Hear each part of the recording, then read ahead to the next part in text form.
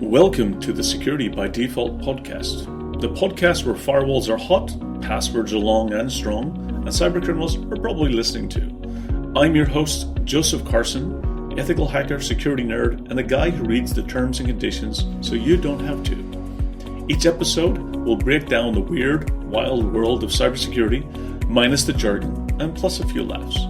Whether you're pro or just here to figure out what the hell zero trust really means, you're in the right place. Let's get secure and have a little fun on the way too.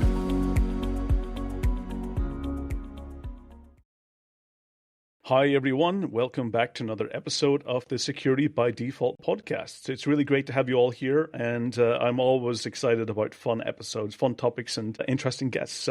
And I've got definitely one for you today. So this podcast is all about really bringing knowledge to you, and it's about the goal is to make sure that everyone has the opportunity of getting security, and that's the theme of the podcast, Security by Default. Not just by design, but everyone should get security. So welcome to the show today. I've got an awesome guest. So Evandro, welcome to the podcast. Do you want to give the audience a bit of background about yourself, who you are, what you do, where you're from, and also your origin, how you get into the industry? Absolutely, Joseph. Thank you. Thank you for the invite as well. Thank you everyone that is listening to this podcast. Yes, I today work as a security expert on Segura, a LATAM origin company focused on identity security. I started my career maybe roughly 10 years ago. Sophos expert, so working with endpoints. This was my kind of entry level on the industry, working with antivirus. Then I jump into firewall security, network security on a distributor side. And there I have the contact with some other identity players, which got me very, very interested into the topic, remote access, protection, password management, things like that. So I received an offering to be here at Segura. And then I decided, okay, time to move for a vendor experience, see how that goes. And then I straight jump into this world of identity protection as kind of a consultant, sales engineer, solutions architect kind of. So that's a little bit about my, I would say, corporate background. Mm-hmm. In the meantime, aside from being kind of an identity expert, I'm a gamer. So if you're watching this and seeing the whole setup, some people retro. So what's some of the games you're playing today? What would be some of them? I'm more of a hybrid kind of, I don't have any particularities in terms of whether it's a new game or an old game. Mm-hmm. Currently, I play a lot of RPGs. So currently I've been playing the latest Monster Hunter series. Mm-hmm. Kind of been addicted for a couple of, I reached the 100 hours mark already in Steam. So I think I'm playing a lot. But that's kind of the type. Recently we had also Elden Ring. So those sorts of games. That's more of my vibe, things I've been playing recently. Mm-hmm. And that's what I do to kind of decompress, take out all the stress from the day-to-day activities. Aside from being a pet owner, so I have a couple of cats, a girl and a boy, just very, very young, 7 months, I think. Just got them into the house. And of course, my girlfriend, my company here that do me a lot of things day to day. So that's a little bit of myself. No kids so far yet, but maybe in the near future. That's awesome. I mean, I myself, I'm a big retro gamer, so I always pull out. I've got a retro buy, which I pull out once in a while. Once I have a little bit of time, and also I use it to decompress as well. If I need to take my mind off, and if I've got a blocker when I'm writing something or creating something, it's a good way just to kind of have the mind almost reset and think about something completely different. So I usually pull out the retro buy, but I'm an old school. I go to like things like Street Fighter. Yeah, I know. One of my kind of old school games. Yeah, I started my gamer career with a Super Famicom, a Super Nintendo. Donkey Kong, Super Mario, all of those games. Sometimes I pull up some of those old boxes and play a couple. Unfortunately, they are too quick nowadays. Those old games. Finish them in 4 hours roughly, so they are kind of, you need to replay them a lot of times. Absolutely. But sometimes I also like.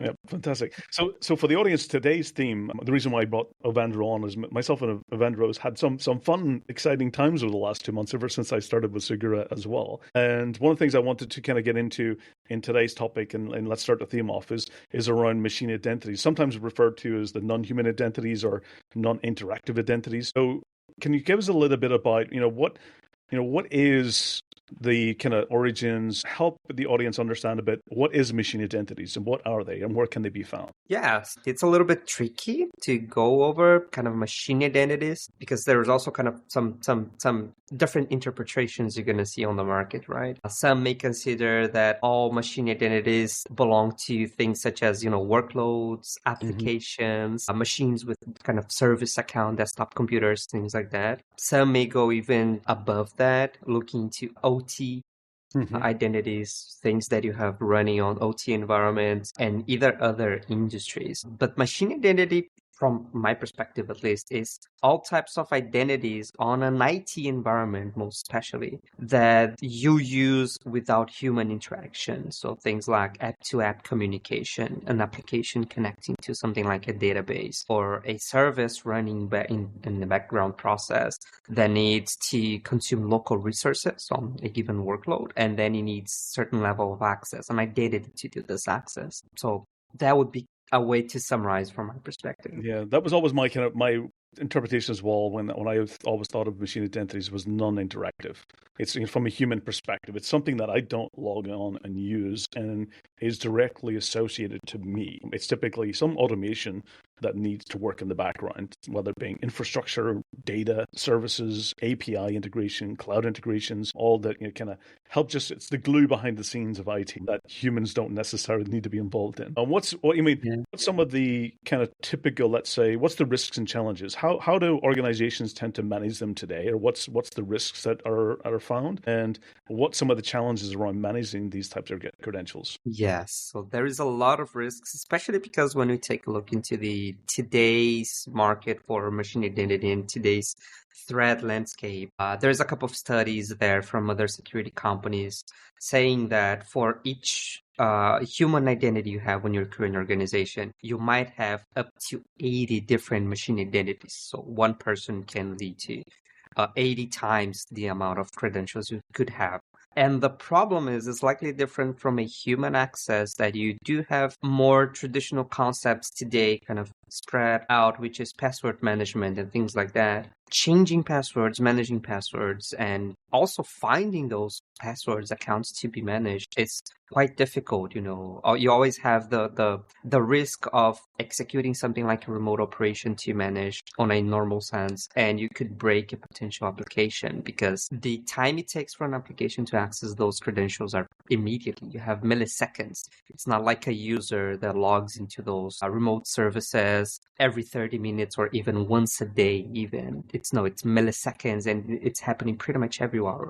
So changing anything in terms of those accounts could lead to potential problems, and that's where security concerns comes in. You usually don't have things like remote management or even just-in-time access. This is what I see as a common on different customers and different interactions I have with different specialists on the segment. This is one of the problems. You don't have smart ways or easy ways to kind of go into this management aspect. And another thing that is coming up is from kind of a developer perspective. This is where machine identities are most present in development environments. Is each individual today, each developer pretty much have access to different technologies that are going to assist them during development cycles and protecting those identities. So a very common thing that became inside companies is you have multiple vaults, identity vaults for machine identity, the secrets manager as they call, and having this distributed aspect is being challenging because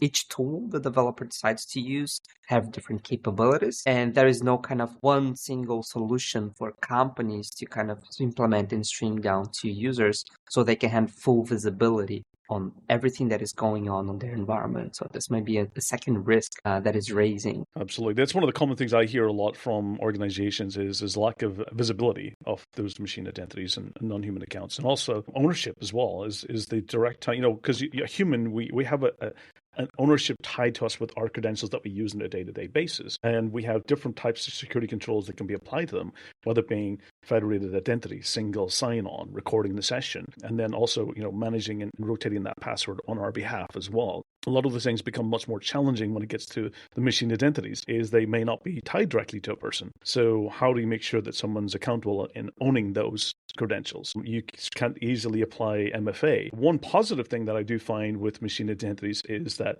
with human interactive accounts, you have to go with the passphrase approach. It's something that the user needs to remember a lot of cases. But we are moving to much more of a kind of passkey type of passwordless kind of approach.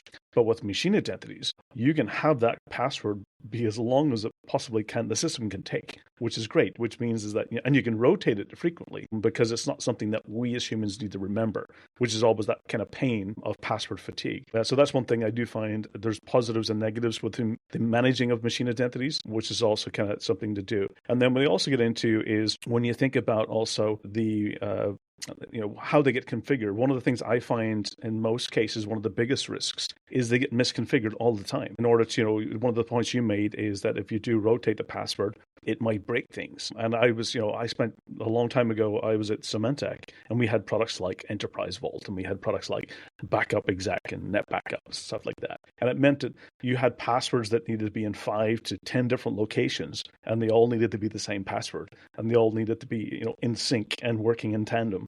And if you ever change one of those service accounts, it would break everything. And, people would be screaming and, be problems and stuff like that. So it's really important when you're managing service accounts, it's important to understand also the dependency mapping is which is the relationships between these accounts if you do rotate them. What's some of the kind of poor practices do you see with organizations managing them today? Are they managing them at all? Or are they leaving them poorly configured? Like a human account, sometimes they configure them as it is an interactive account, which means you can log on to check that the account actually does function. So what's some of the common kind of poor practices you see being done in organizations? Yeah, so I think machine identities just now started to kind of getting attractiveness from different companies. One thing that has been going on, and this is quite an old conversation, at least what I heard of, is the hard coded, right? This is, I think, was one of the first use cases you would imagine as machine identity, right? So you have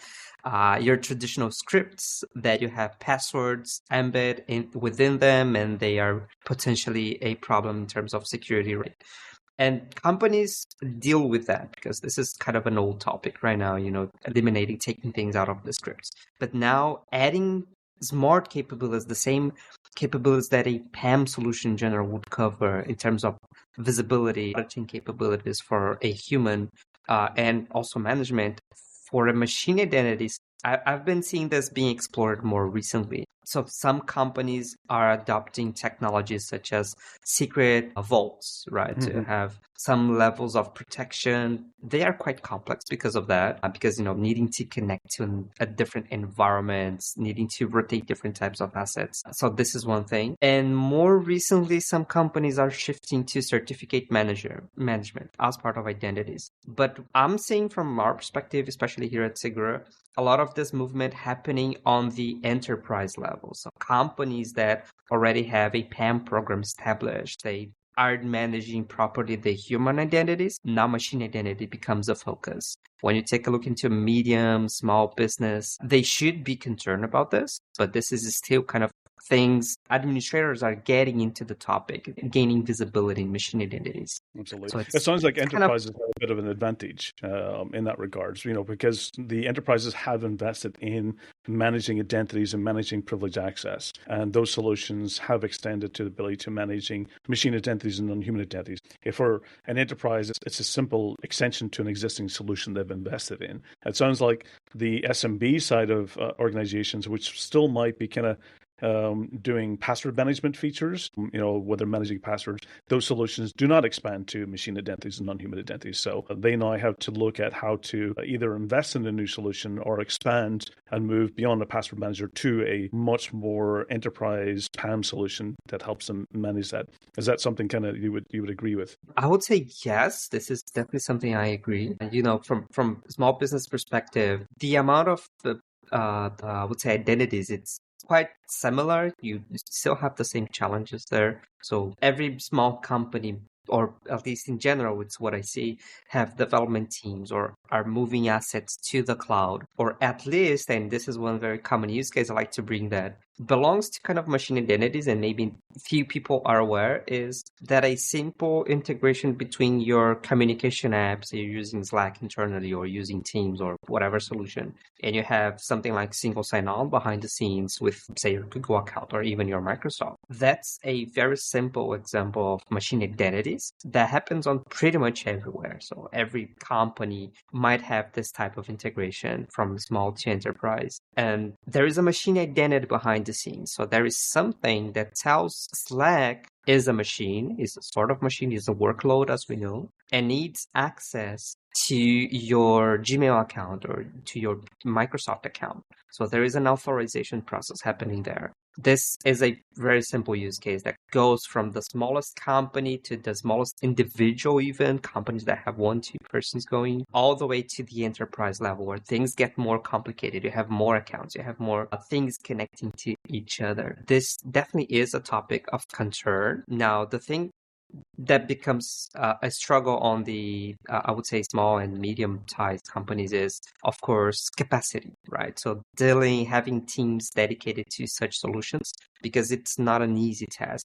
Coming back to the topic of discovering those accounts, this by itself is challenging, because one very interesting question I got from one of the Gartner specialists I had the opportunity to speak with is, what is a machine identity? How can you identify them? What is this boundary between a human identity and a machine identity? Because again, you have a lot of types of machine identities and you have a lot of resources talking to each other. Is it a Kubernetes service account? Is it a Slack integration? Is it an API token? Is it an OAuth token? So there's a lot of types of things that could be considered machine identity with different formats, not only your username, password anymore. You have, again, all those types. Certificates as a huge part of machine identity. Certificates are being used in mutual TLS on kind of microservices, and they are machine identities as well. So when you think on a small company that might be using those services, they might be developing things on microservices and having all those machines identities spread across with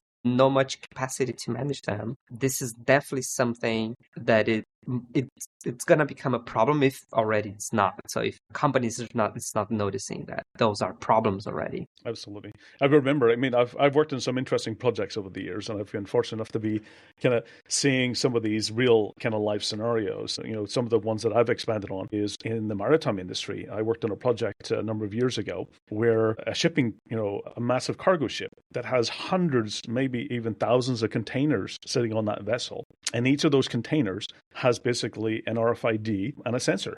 That's basically sending a signal back to basically a central control on the vessel that's telling it about moisture levels, location, temperature readings, because it might have food processed in it. It might have electronics in it.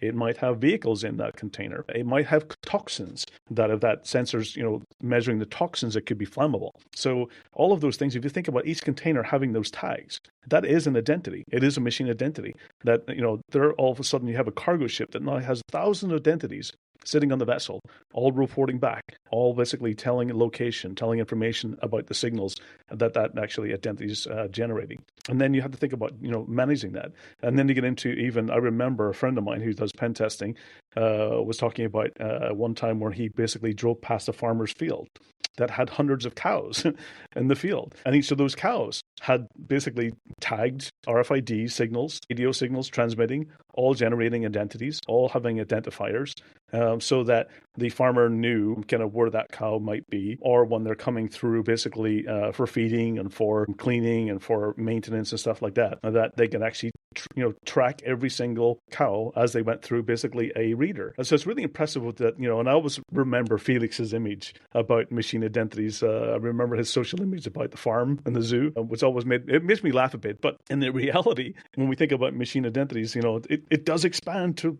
many different things, whether being a container on a cargo vessel or even a cow in a field. It's impressive kind of how expanding, and to your point, that really gives you a clear idea of a farm that might have to manage hundreds and if not thousands of identities of cattle, or a cargo vessel, an organization who's managing logistics and ships, has to manage thousands and thousands of identities. And it might only be 30 people on that cargo ship, 30 humans, but they still have over 1,000 identities to manage. And that just gives you the kind of acceleration and the visibility of how big this problem is becoming. Evandro, one of the things I'd like to kind of move into some of the best practices about managing machine identities.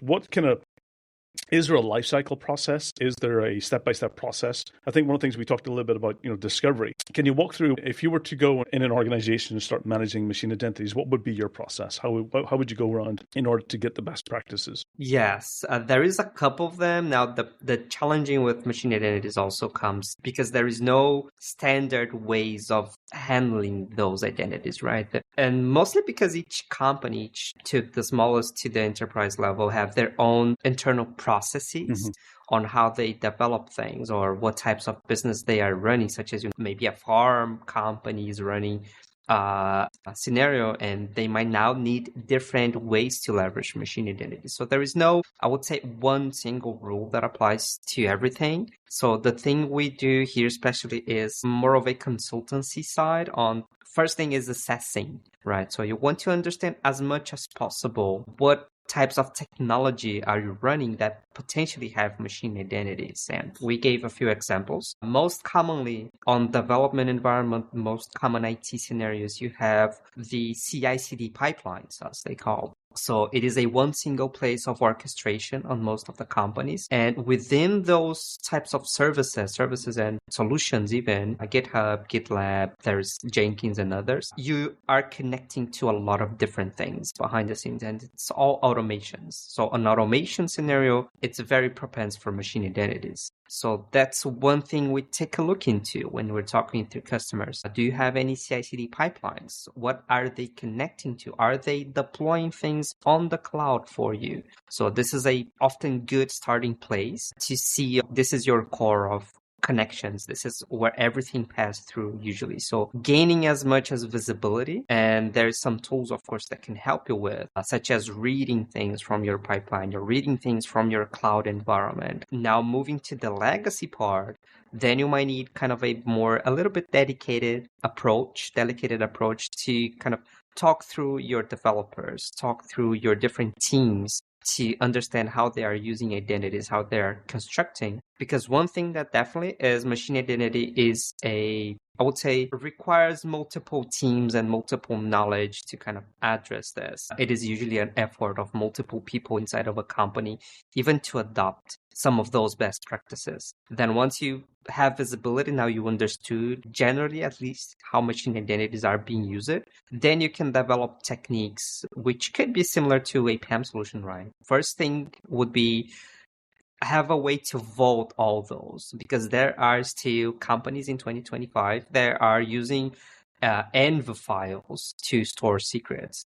Or are even hard coding them, one thing with topic. So once you have general idea, at least of your critical assets, I would say the best practices would be try to move them at least to a secure vault where you have encryption technology. And you have the option then later to start adding some automation techniques, and not to the sense of rotation. I usually don't recommend password rotation on such scenarios. What we are seeing as a more common approach is you have ephemeral accounts. Because again, if you're rotating something on an environment, you might break this. So what we often suggest is you implement a process where when an application needs an account, it's going to request one to be provisioned.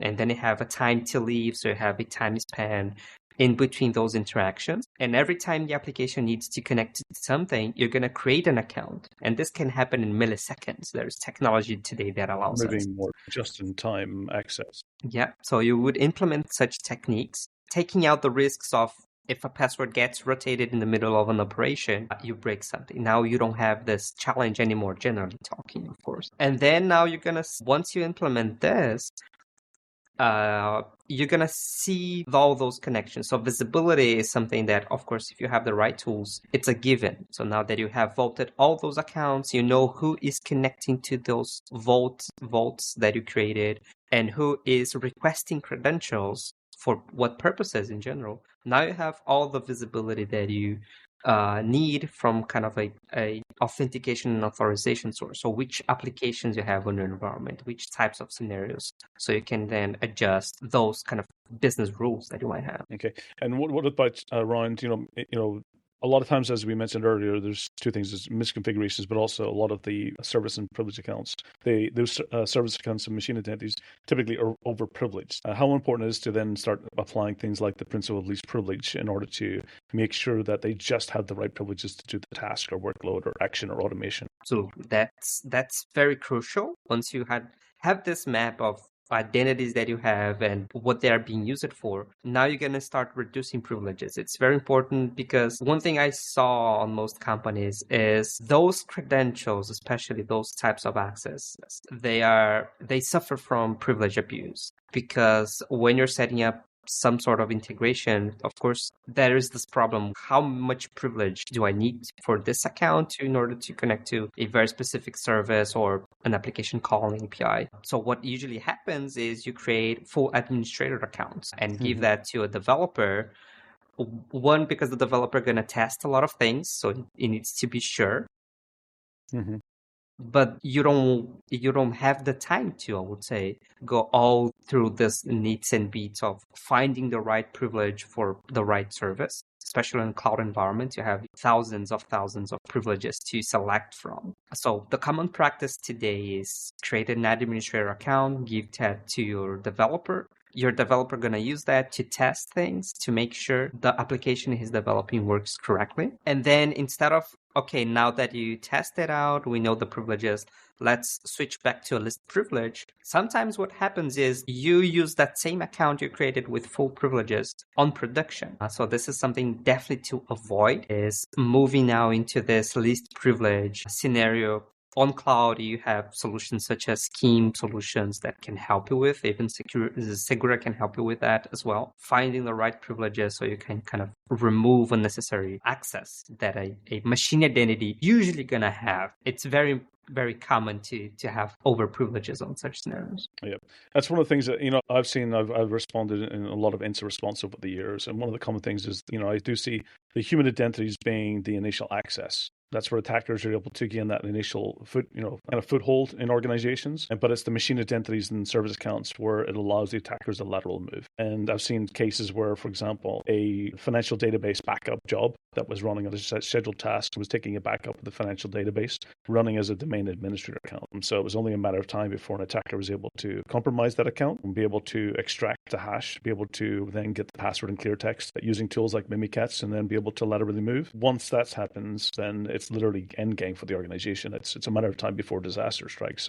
So it's critical, as your point, how these types of identities are crucial to the business, to functional and running, but also crucial to protect and managing and get accountability and visibility. So just to summarize things is, to go into a proper assessment into understanding about where machine identities might lie within your organization, what types of business and services and applications and IT infrastructure there. Then to go through the process of then thinking about, let's get them discovered and then vaulted and protected. Then going through the process of automation to then get them automated in the environment, and then moving away from having persistent controls to getting temporary controls and applying auditing and reporting visibility and ensuring to apply the principle of least privilege, which is a crucial step on a zero trust journey. So I want to move into the next phase, and where we first got to work very closely together on was a recent event, which was the NATO Lock Shield. So we both participated as Blue Team members. Can you share with the audience a little bit about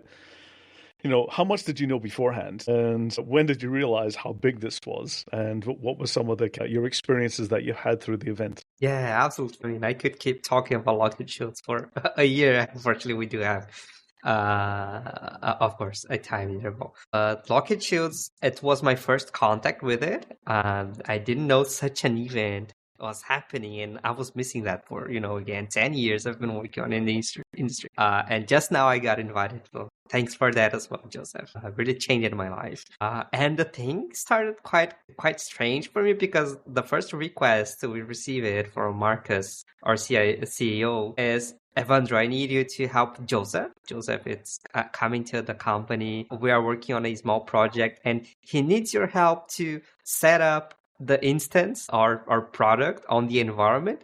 And that's the only thing I need you. So this was pretty much Mark's wording, right? Very simple task, just setting up an infrastructure so Joseph can take on. So this is when we first talked about, and you explained me all the environment and the complexity behind this, and more details about the exercise, being a full week that you have to defend a pretty much full functional. Yes, 2 full weeks. One of them just studying the environment, the second one actually doing the hard lifting. So when we first talked, I thought to myself, okay, this is not just what Marcus requested. Maybe it might be a little more complex. It's not just about setting up the infrastructure needed to protect those identities on such environment. We actually gonna need to be there on the operation. It was quite a funny story. Even internally, some people still struggles to kind of understand the complexity of that, mostly because we are still talking to people about this experience, right? So the one that didn't listen to the story still thinks, okay, it's just a setup that Evandro went and did, and Joseph did all the things. No one thought that sleep deprivation and things like that. No way. Yeah, both of us. I think because Yes. when we get into kind of realization how big it is, it's thousands of people from all around the world participating in this. Over 40 countries that set up and dedicate teams that sometimes work for and prepare for 1 year. I know teams that's already started preparing for next year's in training and simulations and preparations. And it was 18 blue teams defending a small country. That has pretty much all functions of a real country, from financial systems to air traffic controls to air defense to energy grids and everything else. It's impressive the scale of the environment that you have to protect. Absolutely. Which has got over 300 something systems, over 1,000 credentials, and then during the live fire event, you get over 8,000 cyber attacks over the space of 2 days. Yeah. So the realization when that hits, it's a big requirement and a big kind of pressure. Absolutely, yeah. And it was very, very kind of rewarding experience, from the moment you have the opportunity to bring your tools and bring your solutions to this very complex environment. Usually I'm very proud of myself because I have some environments containing 10, 12, 15 machines. Now you have access to one that have 300 different types of assets. Wow. That's a huge playground. So now you have the opportunity, to test this on different technologies. The different systems and critical systems and SCADA control systems. And then we had a team of over 200 people all needing access and all working together and designated and allocated to different kind of roles and requirements throughout the environment. Yes, it was a very fantastic because of this. And of course, the experience in terms, because again, I hope it, maybe one day we're going to have something like, okay, it's just deploying your applications and then just doing the work, because it's not only about the tools you bring to the table. There is also, and I think even more importantly, is strategizing on how you're going to do this. And identities, which was our topic, is again something that go across all the teams. So we had different pods, as they call, right? And everyone needs access. Everyone needs to be on their machines, log it into their machines to kind of defend and remove malware and threats. So everyone needs access. It's something we need to think for the 300 different servers, and we had more than thousands of identities there. So communication, how you're going to set up this, how your team's going to access, not only the blue team, so how the blue team going to fetch credentials, going to use those accounts to log in and prevent things. But also the user experience they promote. So you need still implement security without disrupting user access. So you need a lot of communication. You need to talk with a lot of different people handling different tasks, different experts in the scenario. And not all of them are experts in identity. That's why we were there. You're absolutely right. One of the big things is the leadership side of things, and the coordination. For me, I think one is we had a lot of lack of sleep because the time zones didn't fare well for both of us. But I remember also, for me, there was so many different channels that I needed to be part of, and listening to everyone going, I need the credential to access this server. This credential is no longer working, or this system needs to be protected. And it was just all that coordination and communication that was going behind the scenes that also kind of it added to the pressure, but it also added to the experience as well. Absolutely. Yeah. Because one thing I would definitely prepare myself for the next year, and this is one thing I didn't have the time to, was actually creating a strategy for identities. Not only you have the environment and you have a general idea of what's going to be there, but how you're going to talk to each one of those pods to kind of define strategies. And you're going to definitely require different strategies because there is not only your Windows and Linux services running, you have, again, G Telco, you have other types of infrastructure, kind of OT environments available for you. And they need kind of a slightly different approach in terms of machine identities, and not machine identities, and also human access as well. So definitely what I would do is kind of creating strategies for those different environments before doing anything such as connecting and doing a password rotation, right? Absolutely. One of the things in that, because you've got so many attacks over that short period of time, I think you're absolutely thinking about a strategy just for different zones or different operating environments as well, because there's a lot, there was Windows, there was Active Directory, there was cloud environment, there was Linux machines, there was SCADA controls. So having a strategy that kind of applies to do the best of each of those types of complexities. Absolutely. So one of the things that and many thanks for your amazing help during this year's event. It was a fun time. Next year, I'm definitely going to make sure I'm on the right time zone because that definitely makes a big difference. And I'm pretty sure for yourself as well, it'd be great if we were able to get you in the headquarters with the team as well, because that also means coordination is much more easier and simpler. One of the things I'd like to kind of ask for you is what areas, how do you stay up to date? What's some of the places you go for knowledge and education? What's some of the things that you look to kind of help you expand your knowledge? Yeah, so very recently I started digging into more of the threat scenario. I've been working with kind of 10 years just on the protection side. So I read a lot of, techniques in terms of zero trust. There's also some books there. But now recently I started taking a look into more of the threat perspective. So common threads and things. There is data breach reports from Verizon. This is a very important resource I read every year pretty much. And others that kind of keep me up to date in terms of threats and even, newspapers on customers attacks that potentially happen, not even customers, but companies attacks that happen every day. So reading and understanding those as much as possible. You have available on LinkedIn. There's some very known thread, also newsletters. Mm-hmm. But one thing I like to do a lot is I'm a very hands-on type of a person to learn things. So every time I see a new technology in general, I tend to do something like a laboratory. So we spoke about machine identities, and machine identities have very recent technology. People it's getting familiar with, such as pFinspire and how that's going to behave and change the landscape of machine identities, right? So one thing I love to do is every time I have the opportunity to explore a new tool or a new solution that is available there, I want to jump in. So I want to create something like maybe a POC, a small test, even for 30 days. That's usually enough for me. So I like to take some time to create those environments, those laboratories, and learn a lot from them. And some books and maybe some YouTube videos as well to kind of guide me through the setup process, so I can at least remove that friction.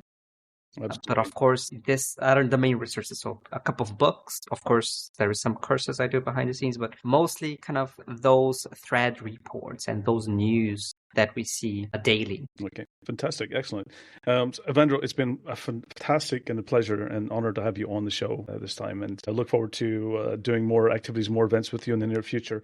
If the audience do want to connect with you or be in touch, what's the best way? If the audience does have questions later, how can they get in contact with you? Absolutely. So I'm on LinkedIn, again, Evandro Goncalves at Segura Security. You can follow me there. You can ping. You can send me messages. There is my email as well. So I have my my business email, which is Goncalves with CS at the end, at Segura Security. People can get in touch. I'm gonna give you some other kind of resources. Those are the most ones I use it on my day-to-day activities. But there is some contact numbers as well for people if they want to get in touch more quickly. So definitely, I'm gonna share them with you. So maybe you can add to notes. I would say email would be the preferable, and LinkedIn.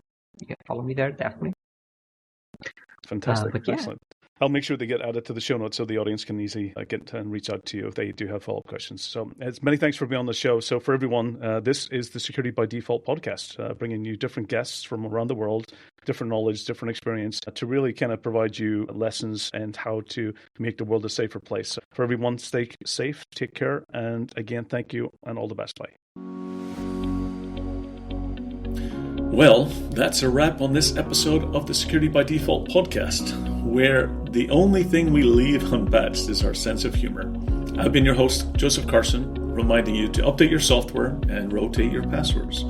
Subscribe, share, and review the podcast. And please stay safe, stay weird, and we'll catch you next time.